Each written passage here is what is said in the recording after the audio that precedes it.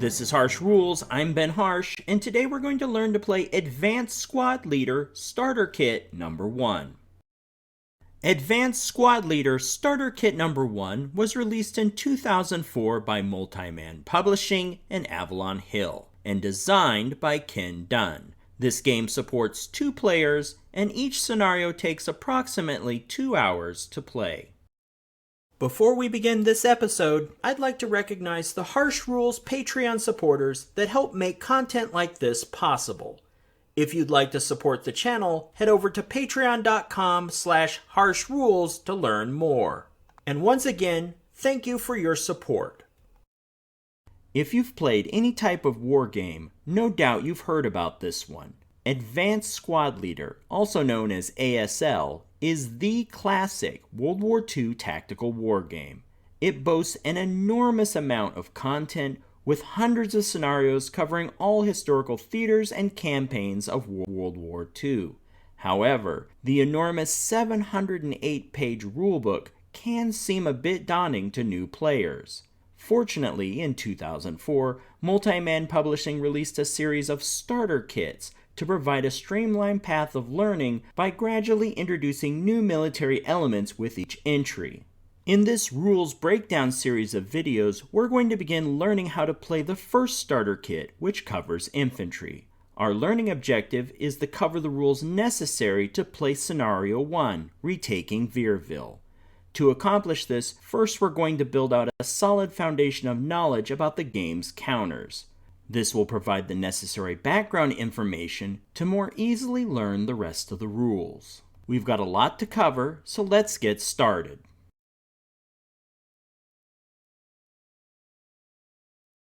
Advanced Squad Leader Starter Kit number 1 showcases 3 nationalities: the United States, Germany, and Russia. Each nationality's counter set can be differentiated by its own distinct color. A nationality's counter set is further organized into 4 types. Multi-man counters indicate squads and half squads.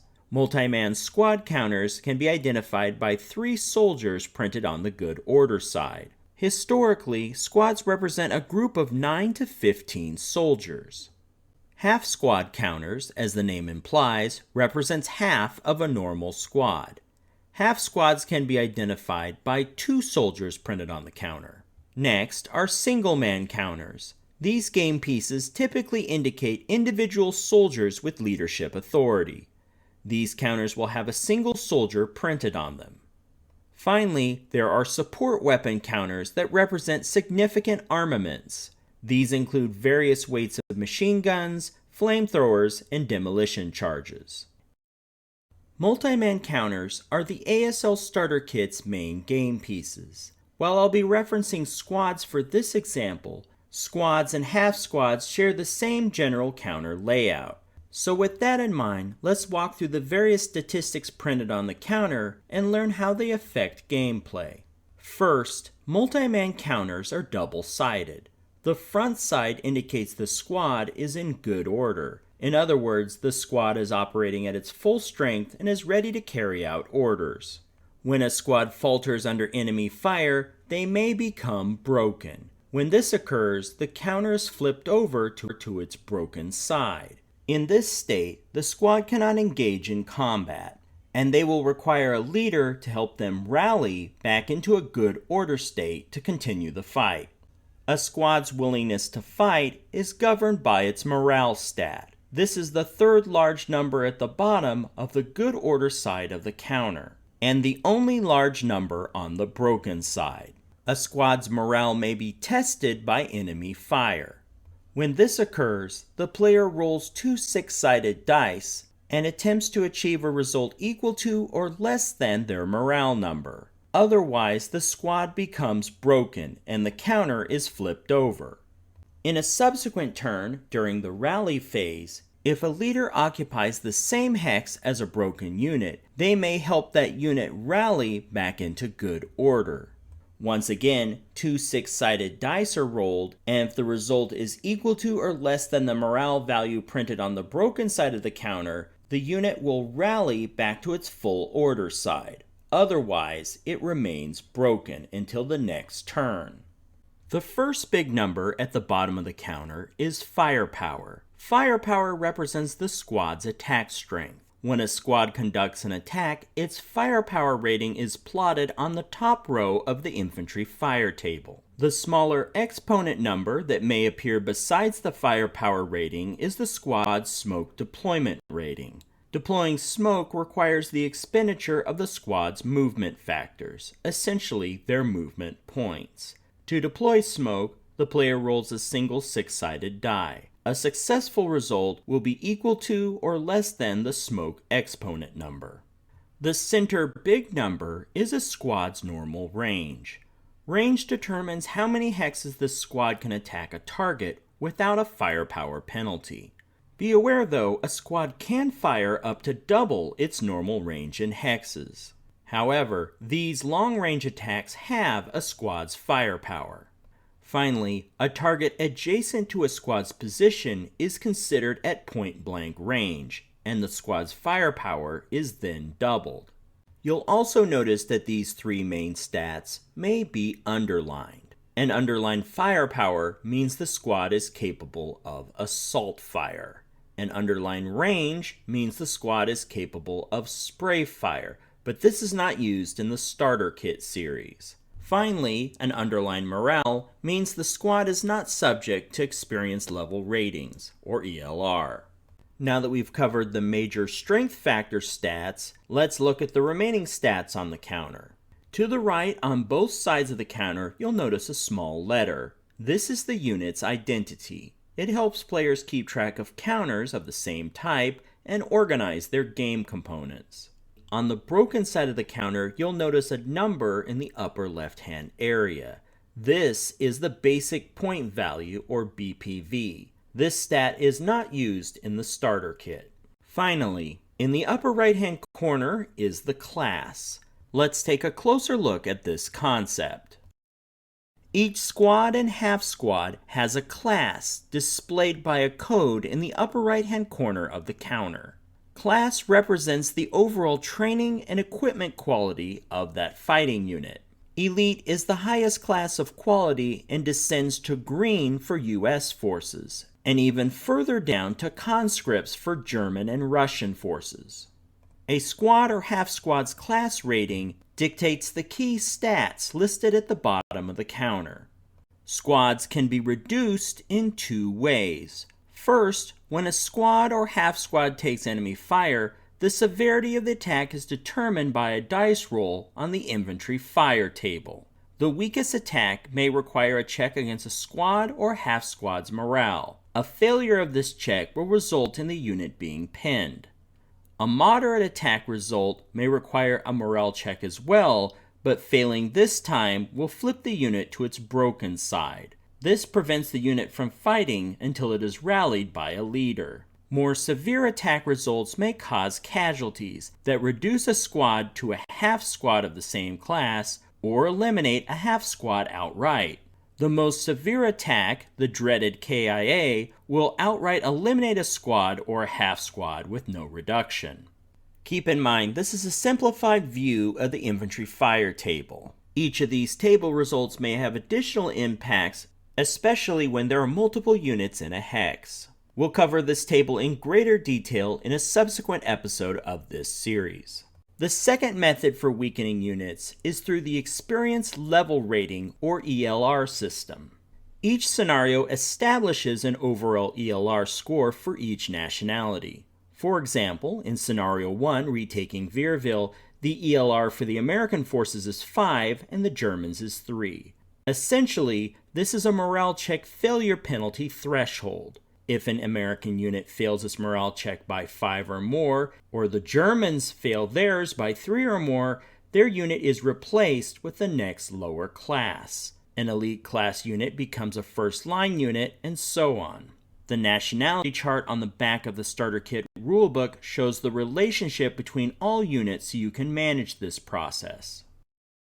In the Advanced Squad Leader Starter Kit rules, single-man counters, or SMCs, are focused on leaders.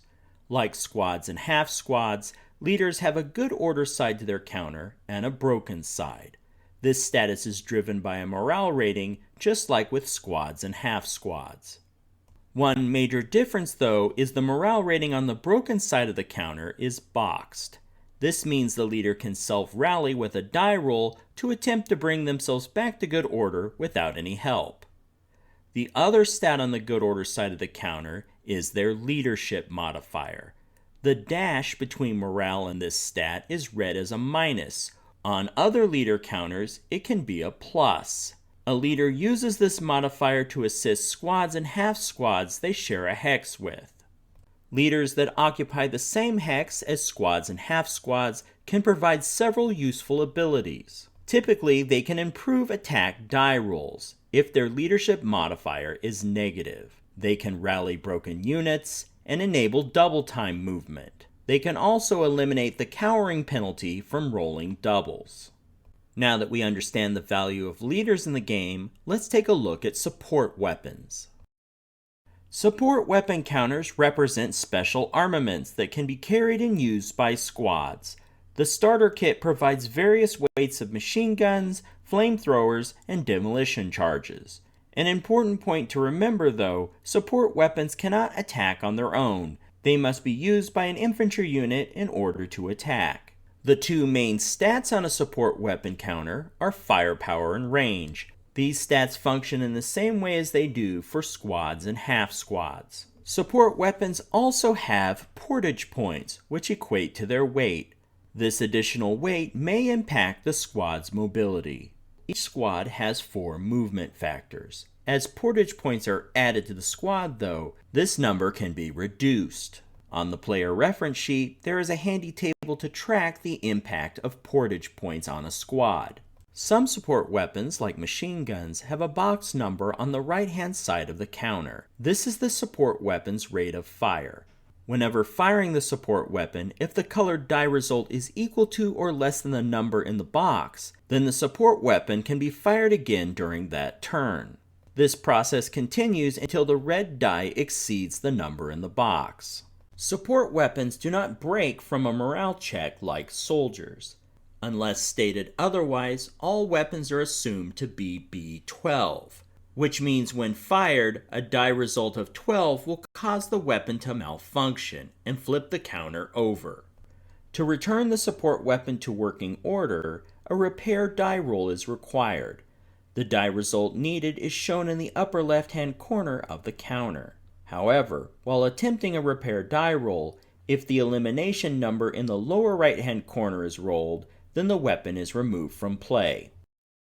Next in the group of support weapons available in the starter kit are Demolition Charges. Demolition Charges share many of the counter layout stats of other support weapons, but there are some important differences here to note. First and foremost, you'll notice that Demolition Charges have incredible firepower at 30, but extremely limited range. There are no modifiers for point-blank fire or long-range fire, like with machine guns. Due to the nature of an explosion washing over an area, terrain effect modifiers are not factored into an attack roll.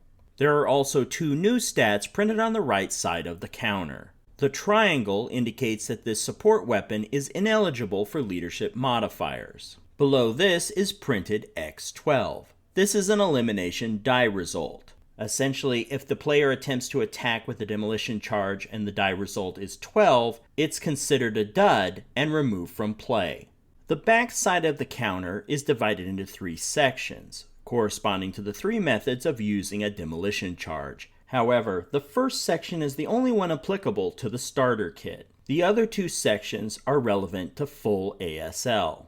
The first section reminds players the phase to place a demolition charge and the phase the attack takes place. So keep these rules in mind when using the demolition charge. Finally, let's take a quick look at the flamethrower. Flamethrowers, like demolition charges, have a lot of firepower. And because they spew burning liquid fuel, they ignore all terrain effect modifiers. As we'll see in the next video, stone buildings provide excellent cover, a +3 terrain effects modifier, except against flamethrowers. The flames just find an opening and flow inside. Flamethrowers do not receive a modifier for point-blank range, and their effects cannot be modified by leaders. The backside of the counter reminds players that they can attack at full firepower in the advanced fire phase, and that all attacks made against a unit carrying a flamethrower receive a -1 die roll modifier to their resolution roll on the infantry fire table. Now that we've familiarized ourselves with the various nationality counters in the game, this seems like a good place to break for this episode. In the next episode of this breakdown series, we're going to set up Scenario 1 and learn more about the phases of gameplay. Make sure you're subscribed and click the bell icon to be notified when the new episode becomes available. If you found this video helpful, please give me a like and share with your friends. To be the first notified when the next episode of Harsh Rules becomes available, please hit the bell icon for notifications. And as always, this has been Harsh for Harsh Rules. Thank you so much for watching, and I'll see you on the next video.